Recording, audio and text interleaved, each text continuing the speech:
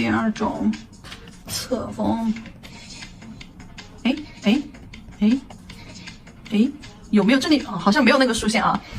提笔忘字，哎呀，侧锋，哎。侧锋的练习，侧锋的线条形态，哎，又是什么样子的嘞？我们现在呢，先来讲一下理论的部分啊。理论的部分，正锋咱们理论知识已经讲过了，讲一下侧锋。其实，在第一节课关于水彩笔的使用啊，我们基础课里面第一节课水彩笔的使用就讲了正锋和侧锋，但是当时并没有给大家细讲。然后今天在这节控笔课当中，我们又细讲一下侧锋它的一个理论知识是什么样的嘞？我们先给它就是画一个水平线在这个位置，好，这里画一个水平线。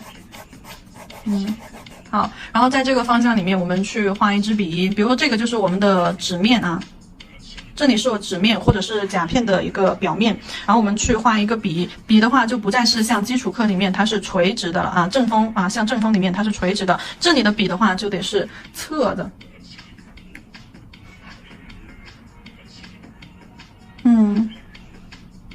哎，这样侧着接触到我们的甲面。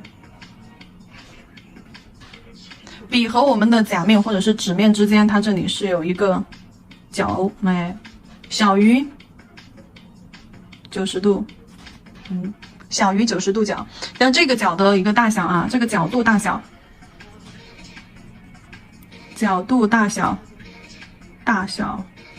决定线条或者是色块啊。线条或者是色块的粗细，角度大小决定线条色块的粗细。也就是说，你的角度越大的时候，角度越大，它的这个色块或者是铺色范围，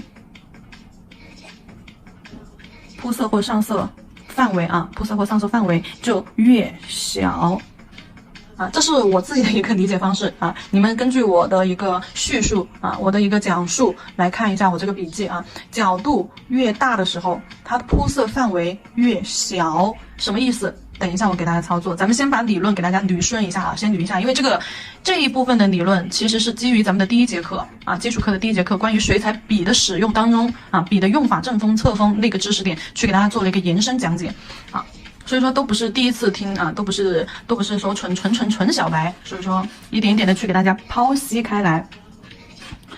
然后这里的话是角度和我们的这个笔和我们的甲面、纸面的一个角度。然后这个笔的话，它是这样斜铺的啊，就这样斜着，然后笔毛平铺，哎，笔毛平铺在我们的一个甲面上面。然后再来看一下它另外一个视角，它的笔是什么样子的啊？笔毛本来是这样子的，好。然后运笔方向往这个方向去，笔的运行方向往这个方向去运行，笔在侧推的过程当中，哎，就这样毛会开始散开，还是继续往这个方向去运行，毛筋会散开。虽然说会有点抽象，但是你们等一下看我的操作过后，你们就会理解到这个是什么意思了啊。侧锋啊，侧锋。然后说一下它的一个理论部分，这就是我们它的一个理论部分。然后我们再来说一下它的一个演示部分，正锋、侧锋结合刚刚的这个理论的部分，把颜色先取上，取黑色。黑色，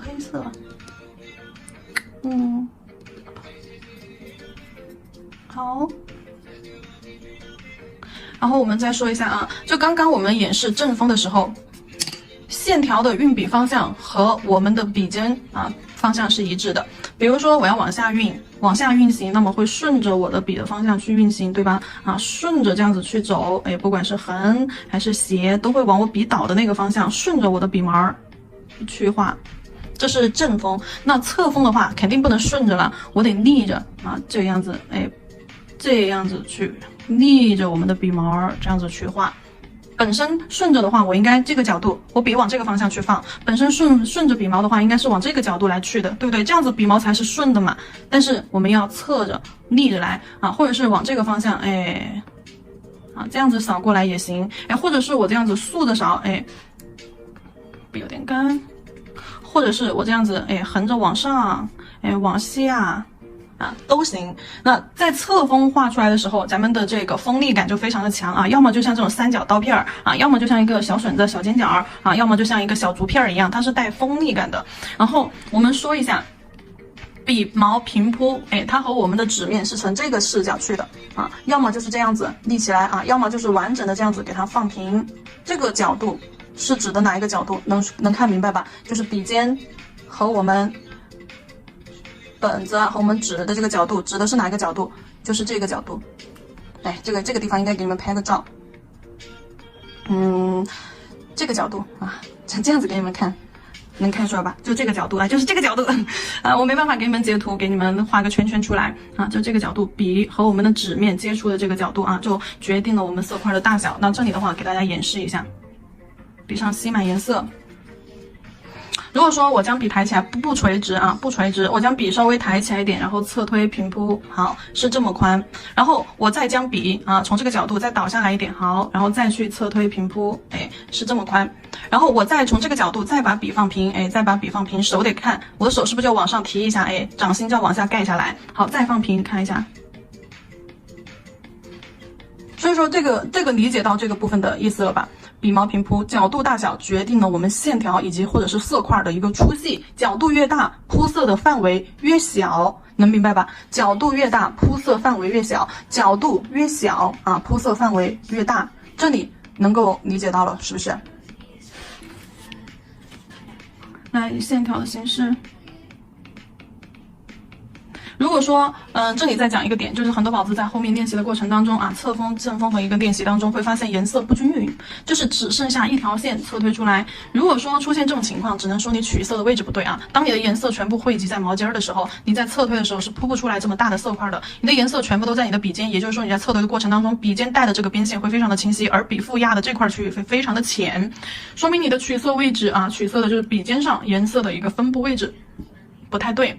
我们如果说想要颜色均匀一点，色块大一些，咱们笔尖笔腹都得要这样子均匀的裹满颜色。好，看一下线条，正锋、侧锋。如果说要平推的话，画线条，哎，控笔，控制粗细，好，收。然后再来看一下，如果说要宽一点，好，哎。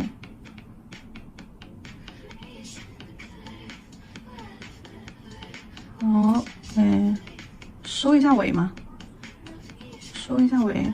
如果说再细一点呢，那立起来。好，再细一点，把笔立起来。这个很像什么？竹竿儿，有没有？所以说侧锋是适合我们最具代表性的一个图案。侧锋最具代表性的一个图案是什么？竹子。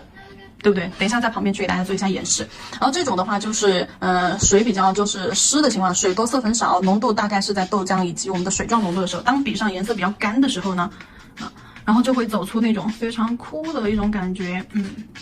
当笔上水比较干的时候，就会出现这种情况。对，就拉出来之后，你看就出现这种非常干焦的这种笔触，笔的话不会非常丝滑啊，它反而是非常的钝涩啊，就是拖动的过程当中会感觉你的笔非常的涩，然后颜色的话也铺的不均匀，很焦灼的那种感觉，感觉被烤干了颜色。然后这种的话就是湿度水比较多，你在运行的过程当中笔会比较丝滑，然后铺色的时候会非常的好铺，很好铺均匀。这就讲关于就涉及到了我们前面就是关于颜色的这个浓度啊，颜色的一个浓度以及它的一个水量。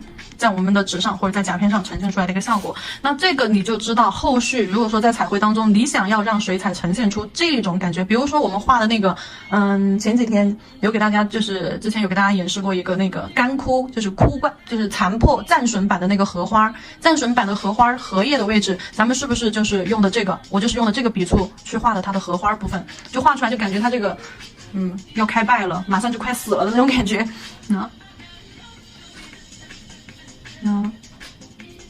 侧锋聚拢，啊，这个的练习方法就是这样，像这个一样，围成一个圈儿，往一个点儿啊，用侧锋手法扫进去，然后再用实线再给它中间勾一点轮廓线，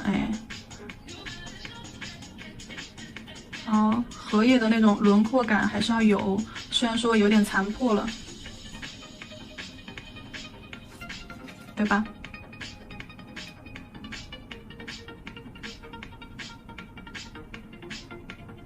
那你看这个荷叶是不是就感觉快破了的那种感觉？所以说这种的话是用来做我们就是笔的一个干湿，了解了清楚笔的一个水量，就是颜色的一个浓稠度之后，可以通过它的这些基础理论知识来达到我们想要让它呈现出来的一个效果。为什么要学基础课？为什么要学技法？为什么要学水彩技法？就是为了让水彩在我们的手里出现我们想要让它表现的、想要让它呈现出来的颜色以及形态效果。所以说我们要学这些内容。好，接下来继续。然后你们看，比如说我把笔放平，然后运行方向是往旁边，侧着运行过去。你看我的笔毛，是不是就笔尖的毛是这样散开的，对吧？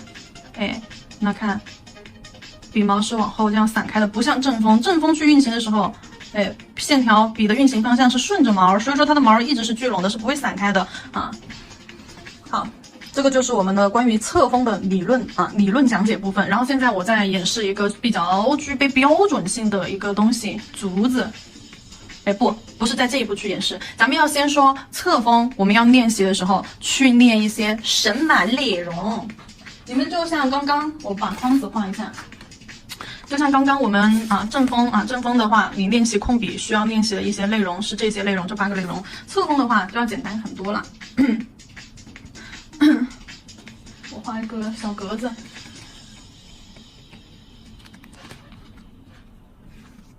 让我画一点小格子，没有咕。好，我这里画了3个格子，横竖粗细我们来看一下我们要练习的内容是什么。首先横线就不用说了，对吧？我们在练横线的时候练的线条我们尽量去保持一致，粗细保持一致。好，收。这个可以不怎么讲究粗细但是要均匀。有一条边线是一定要均匀的，甚至于每一根线条都要均匀。然后再来一个三角，我们收的时候往旁边提笔勾收出去。三角。这里的收笔的话是侧推过后，慢慢的提笔，笔尖勾扫出去，就出现这样子一个状态。如果说单纯是线条的话，收笔的时候，侧推过去，收笔的时候，慢慢的提起来，就不要再往外运行了不要再往外运行了，就会出现这样子，像根棒子一样的。然后再看一下竖线条。横线的时候，小指找到支撑点，掌心是往下盖的。练竖线的时候，咱们就不能了因为笔的角度发生了转变。手法主要是看手法，还有注意笔尖毛尖的一个运行然后练竖线的时候，手法变一下，我们要把笔放过来，横着放过来，笔随时都是倒在虎口，因为笔要倒下来。就不要这样子立笔这样子垂直去画了因为这个角度产生了变化然后把笔横握，掌心空出来掌心朝我们的左边掌心朝左边也就是说掌心并不是说摊开来朝着上方，这样子怎么去画，也不是盖下来这样子怎么去画，对不对？一定要把掌心朝向我们的左侧，也就是手竖着放，所有的力沉到小指上。好，把笔横握倒在我们的食指根部关节根部，食指指头的根部。这个就不是倒在虎口了放平。好，往下侧。尽量去控制你的颜色的均匀，控制这条边线一定要非常清晰流畅。哪一条边线？笔尖所指的那条边线。笔尖所指的那条边线。再来练几个，练它个100个。这里如果说大家练习完了之后可以把自己练习的内容尽量干净整洁一点，不要太乱糟糟了，尽量练得干净又整洁，像士兵一样排列规整，然后发到咱们的学习群，发到学习群，看一下练习成果如何。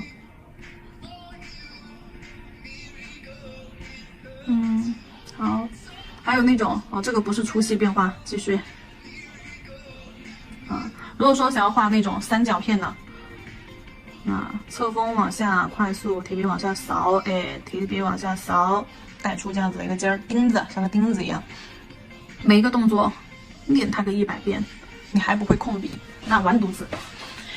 来，粗线和细线，这个就讲究粗线和细线。咱们练的是哪一个理论？就是关于这个角度的大小啊。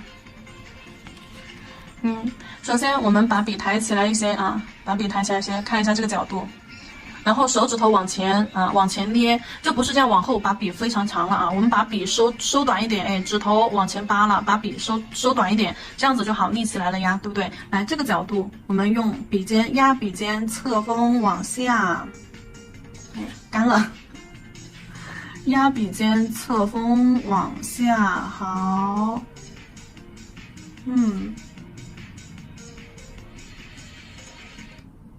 这里算是给大家打个样啊，讲一下手势，然后我们再来根据不同控制不同，你看你压笔尖的那个范围来控制不同。正式开始，先从细。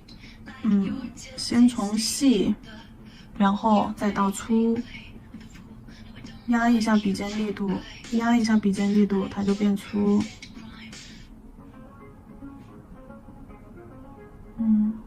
压一下笔尖力度就变粗。如果说还要再粗一点还要再粗一点，你看我的手在干嘛？我的手在往上缩，就是笔头前面笔头露出来的越多，就这个位置，看我的手在干嘛？往上缩，前面笔头这个位置露出的越多咱们笔倒下去的角度就更好掌控如果说你看你放多一点，你这样还不好倒，你倒下来它就接触不到我们的纸面了。你只有这样露出来，你倒下来的时候它才能够接触到我们的纸面。所以说，如果说想要把压笔的一个角度，这个角度变小的时候，咱们手要往上，好，把笔平铺下来。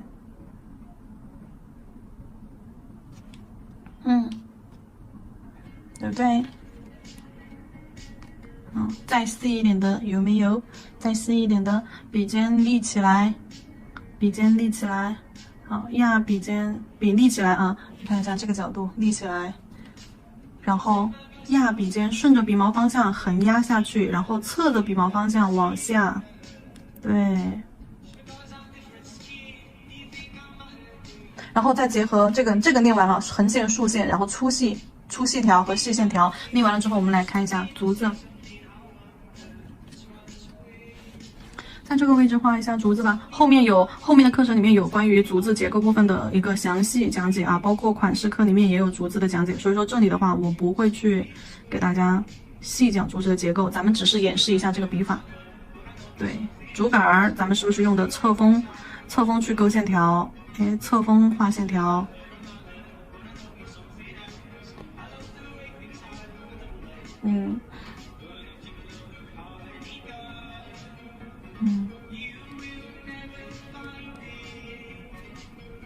好，加重一下竹节部分。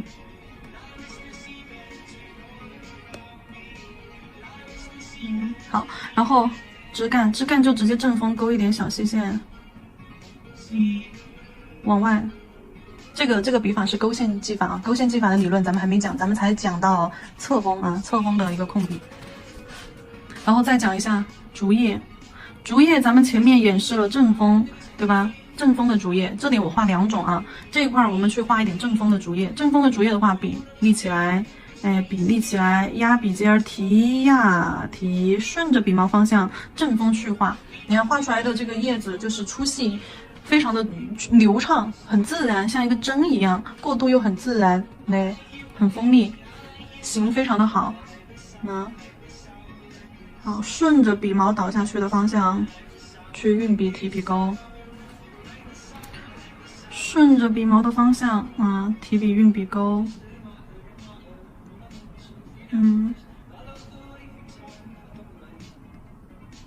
顺着笔毛的方向提笔运笔钩，来看一下它画出来的竹叶。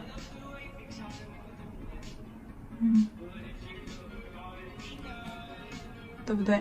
看起来形状柔软很多，柔软主要就是。然后再来看一下我们侧锋笔法画出来的这个竹叶。从笔的这个方向的侧面不管是横侧面、斜侧面啊，反正哪个方向就不要顺着笔的方向。那看一下侧锋，画一下竹叶。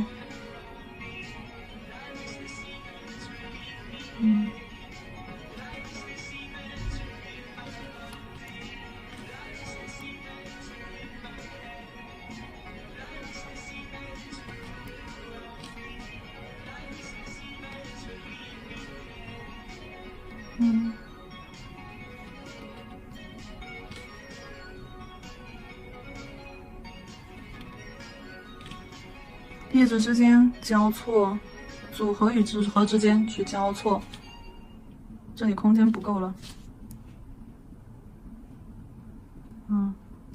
侧锋出去的这种叶子的话，和正锋出来的这个叶子，正锋是不是会更就是边缘线条、轮廓线条会更均匀流畅，而且更柔和一些？但是侧锋出来的这个叶子，你会感觉更锋利一些，就感觉它这个叶子就劲劲儿的那种感觉，像刀片儿一样，带着一种锋利感，带着一种劲感在里面。两种出来的这种感觉是完全不一样的啊！大家可以多观察一下，也可以多试一试。好，这个就是关于我们的侧锋侧锋线条控笔这个章节的内容。然后呢，练习一下这几种练习内容，横线、竖线以及它的一个粗细变化多练习一下，练它个100遍。